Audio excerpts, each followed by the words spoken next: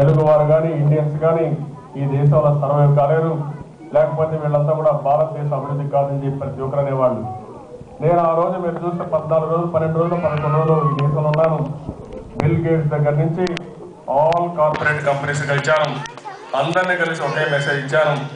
భారతదేశంలో సమర్థవంతమైన మానవ వనరులు ఉన్నాయి, దీన్ని ఉపయోగించుకుంటే మీకు లాభాలు వస్తాయి, మీ కంపెనీ బాగా ముందుకు పోతుంది.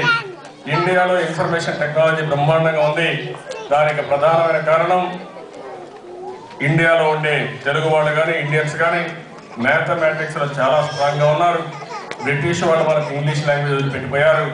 ఈ రెండు వల్ల బ్రహ్మాండంగా చేస్తారని చెప్పి ఆ రోజు నేను చెప్పాను. అయితే ఈ రోజు మీరు చూసి దాన్ని ప్రూవ్ చేశారు. ఈ రోజు చాలా ముందుకు పోయారు. అయితే ఈ రోజు నేను వచ్చిన మెషిన్ మీరు చూస్తే చాలా స్పష్టంగా ఏ పనులు చేశారో నాకంటే మీకు బాగా తెలుసు కాబట్టి నేను చెప్పక్కర్లేదు. అవన్నీ కూడా ఇక్కడ టైం కూడా పర్మిట్ చేయదు కాబట్టి నేను చెప్పడం లేదు. నేను ఈరోజు వచ్చింది ఒక మెసేజ్తో వచ్చాను, ఒక మిషన్ కోసం వచ్చాను. ఈరోజు ఇక్కడ చూసినప్పుడు తెలుగుదేశం పార్టీ నాయకులు వచ్చాం.